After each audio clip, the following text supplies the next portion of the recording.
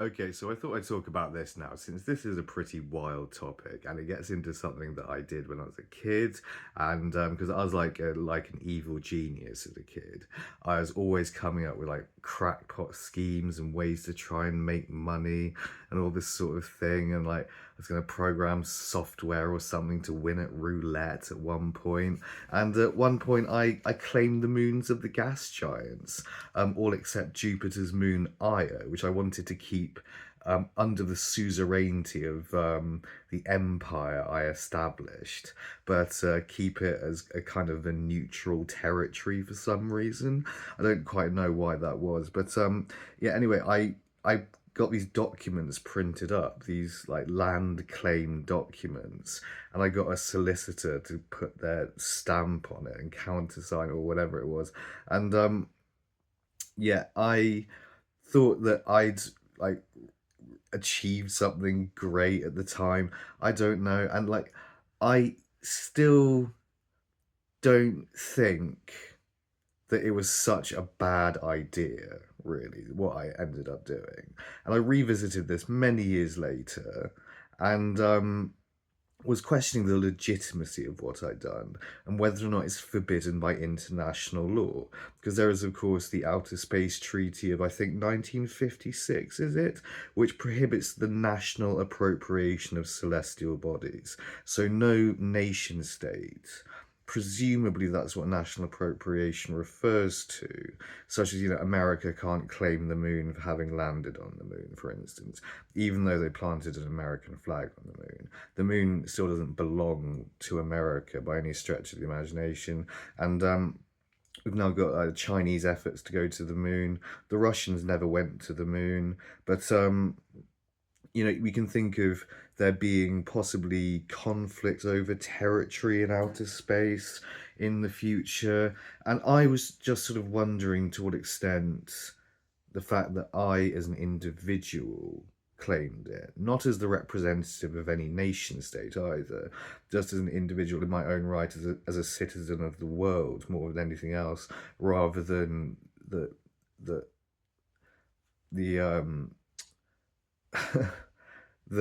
the subject or citizen of a given country, and so I would never put the British flag on any of the moons of the outer solar system. Instead, what I would do, and this I think is far more interesting and represents a different prospect entirely, and is not really covered by the Outer Space Treaty, this would amount to the creation of new nation states in those territories. That's really what I wanted to accomplish, because I'm thinking like the Kingdom of Ganymede, the Kingdom of Europa, or whatever, or the Empire even of Europa, and subdividing those moons, those territories, into different nation states. And I thought it could be really, really cool and really, really fun. I even designed, I just actually used the rainbow flag as the flag for this nation, but I got many variants on my personal like house's flag, as House Cottle, which is my Earth name, or my space name, which is Cotta Atreides, which like revives the lineage of my family going back apparently to ancient Rome and the ancient Roman Cotta family, and yeah, Atreides, which is the lineage they claimed lineage from the ancient Greek family Atreides, the house of Agamemnon, and yeah, and that is like the trans LGBT flag with a rubber duck, but particularly pirate captain rubber duck.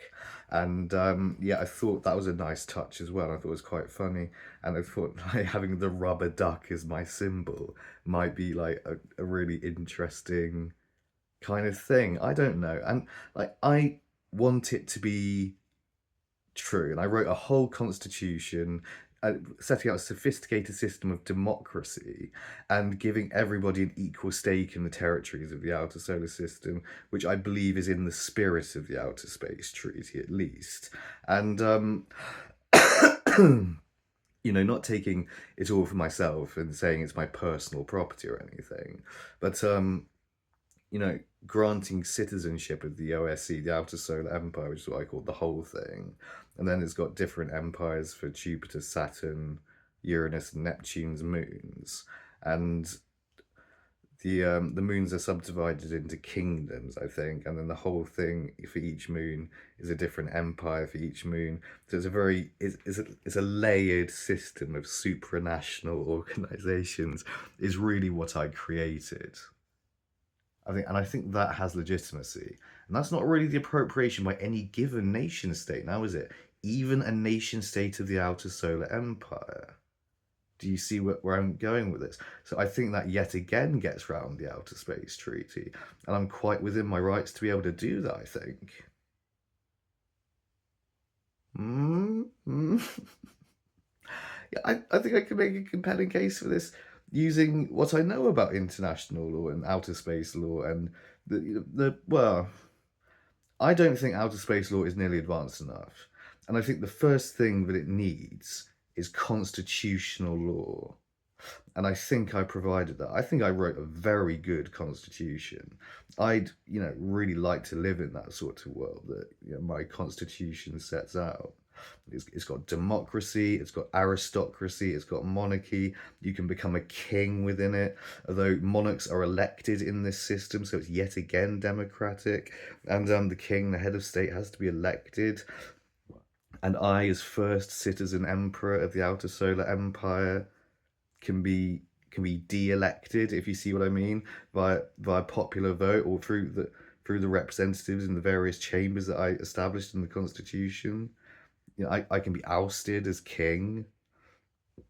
If the people turn against me. So yet again, it's not like life dictator like what Julius Caesar made himself. It's something quite different, I think, a bit more democratic, a bit more updated. It's not like an ancient Roman emperor or anything like that. Citizen emperor. That was the title that I eventually crafted for myself. First citizen emperor of the outer solar empire. Because actually, when I was a kid and I did that at 11, no one, I don't think, had thought of it before. There's one guy who claimed the moon, Dennis Hope, the American guy, who was featured on the TV show that inspired all this, which was Danny Wallace's How to Start Your Own Country. That aired on the BBC, I think, in about 2005. And I was like, this is a really cool idea. I'm going to try and start my own country. And it lay dormant in my mind for many years because I think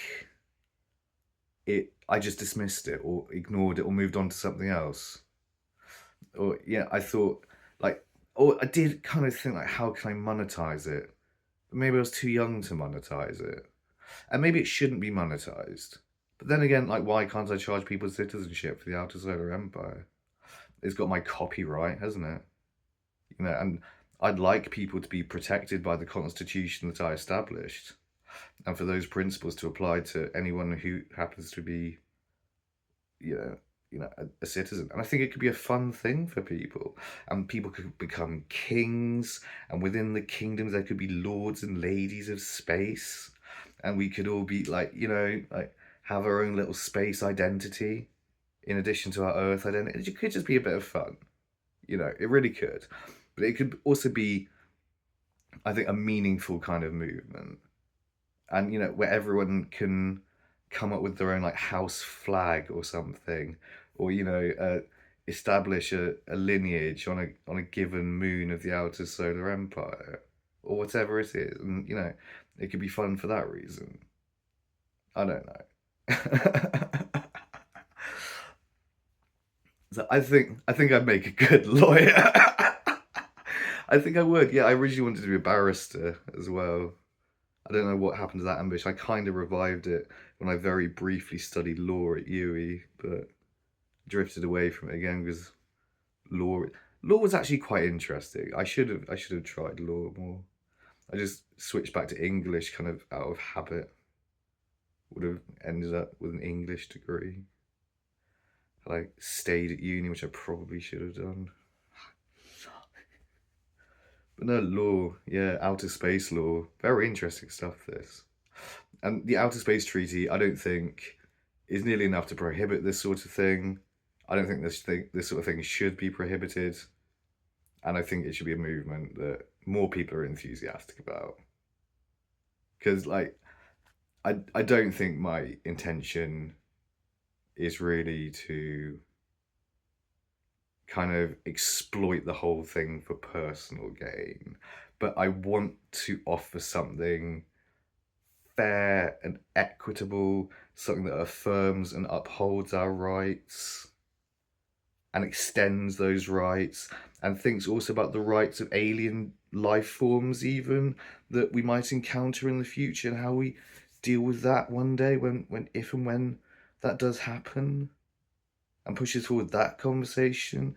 And yeah, I thought it was a really cool thing I did, and deserves to be, more widely known, I think. I think I should be at least as widely known as Dennis Hope, the guy who claimed the moon, but whatever. Thank you for watching. I hope you've enjoyed this. See you soon. Bye bye bye. Love you lots. See you soon.